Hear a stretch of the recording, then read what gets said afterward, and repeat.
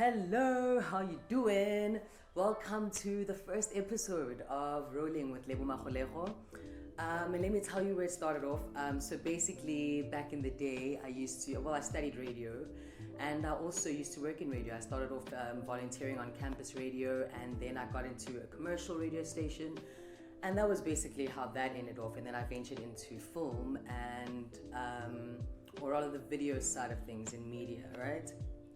And so I miss radio, man. I miss how I used to, meet new artists and just speak to them, engage with them, and find out where they draw inspiration from. And yeah, so basically this is what's happening, right? Now I'm mashing up what I used to know about radio and interviewing, and then now I'm mashing that up with what I'm learning now with video. And I'm not great, but we'll get there, basically.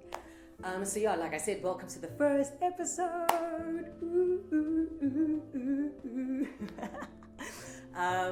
Alright, the first episode is Rolling with Farai. Let me tell you how I met Farai.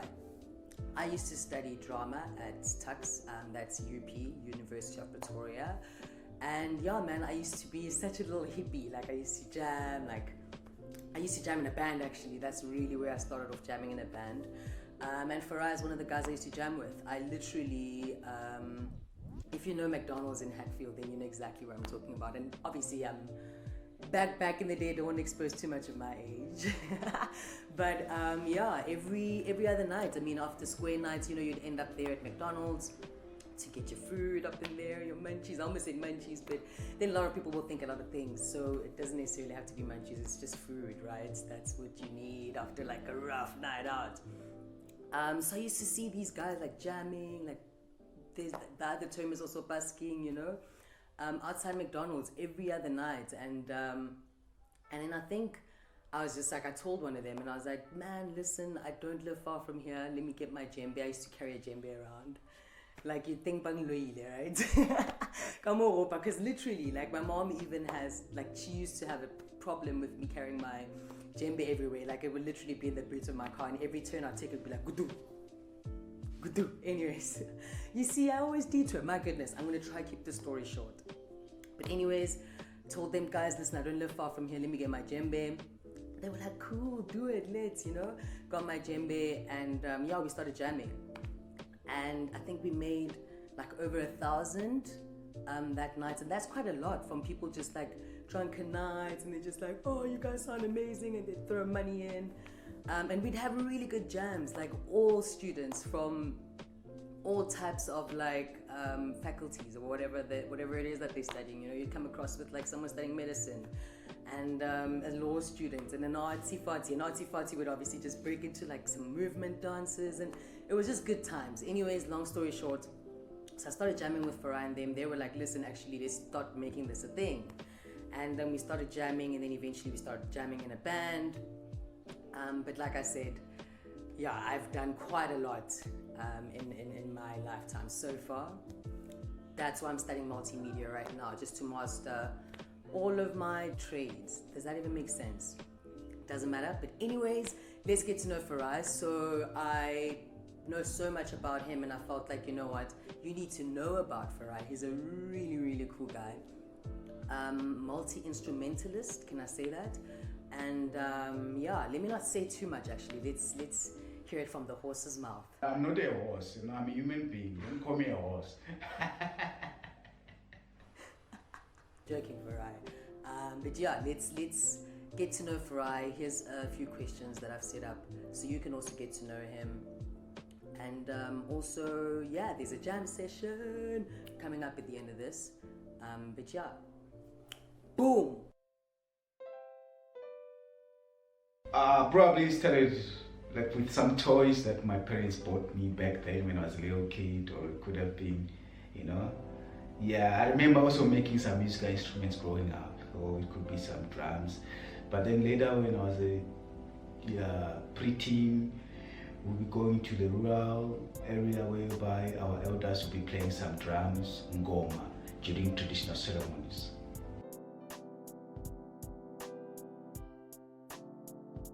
That was when I realized that I had a passion, and I needed to use my passion to make ends meet, Yeah, because I mean, economically things were just bad even then, you know. So, and I needed to focus on something that I was good at, and that was art, not to say only music only, because I'm a crafter as well.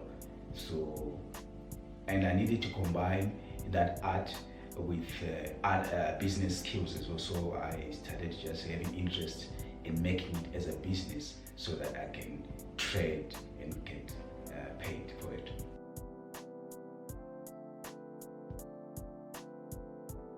What I miss about home, of course, is the food, you know, and my friends that I grew up with back then.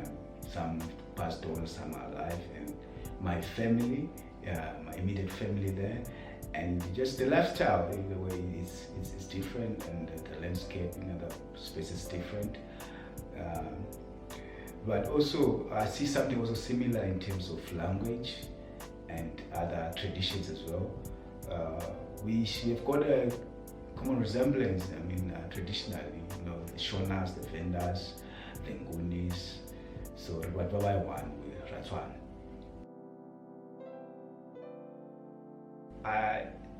My thoughts on xenophobia just is we need to reconnect with ourselves as Africans. You know, just let us stop this whole tribalism and this whole border thing, yeah, and just combine and having one Africa and one currency. I'm sure we'll empower ourselves.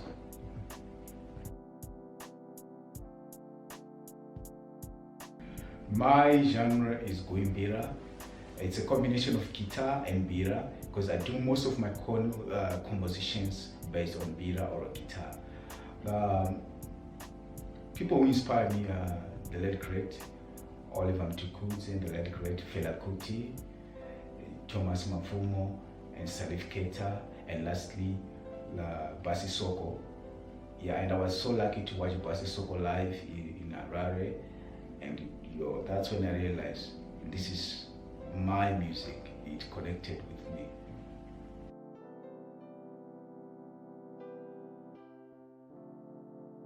Yeah, that was, sometime, here in essays, I realized that we're supposed to play a free gig, only to find out later that it was a paying gig. So from there and then I said, no more free gigs, no more free gigs, no matter what, you see, because for me, I value my art, I value my work. So it's like you going to say to Apple and say, okay, can I guys have your tablet or your MacBook just for exposure? You know, so exposure doesn't work, guys. Yeah, please stop exposure. If you want exposure, call me here for right. Please send me a promo video. I'll send you. If you like my stuff, that's cool. We have business. If you don't like it, still we don't have business. Maybe some other time, you know.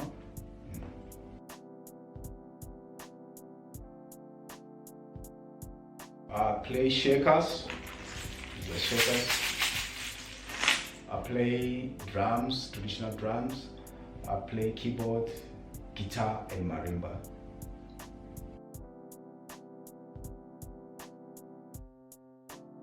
I manufacture guitars, marimba, bira, drums, shakers, yeah, other percussive instruments. There is demand, you know, one has to create demand, of course. There is demand, you know, in schools, musicians, and other family people that feel like they've got enough cash to spend so they can buy for their kids, yeah.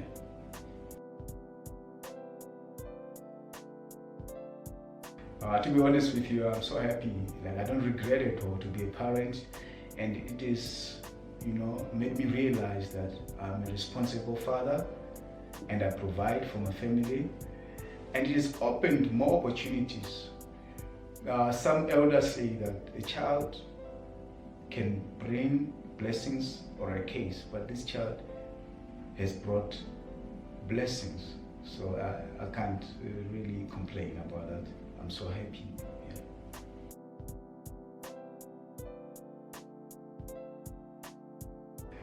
I've been working, so that's one of the good reasons that I work for myself. You know, I work where I stay as well. It's an advantage. So I just wake up, go to work, come back. So sometimes when I feel like really I'm tired, I watch some Netflix, get some movie, get inspired, play my instruments, read a book. But I spend most of my time indoors, just abiding by the rules of social distancing.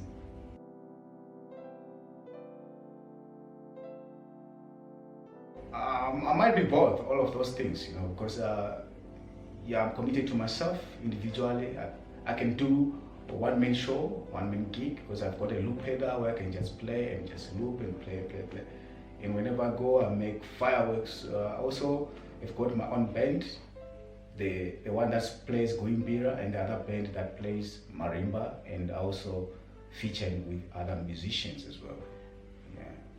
And the word artist also, it's just an umbrella term of what I do, since also I'm a luthier, I'm a carpenter, I'm just, So for me, my business just is an expansion.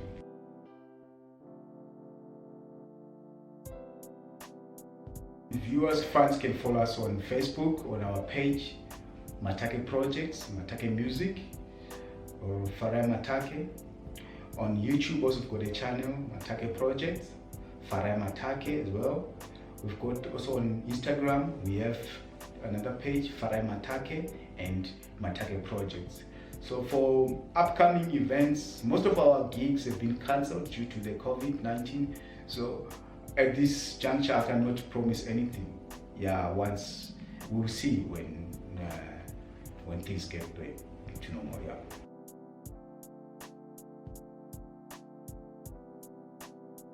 That song is called Werengete. Werengete is a character that I created of a man who is working. He's a breadwinner, and the wife is a home mom, housewife. So the guy starts drinking excessively.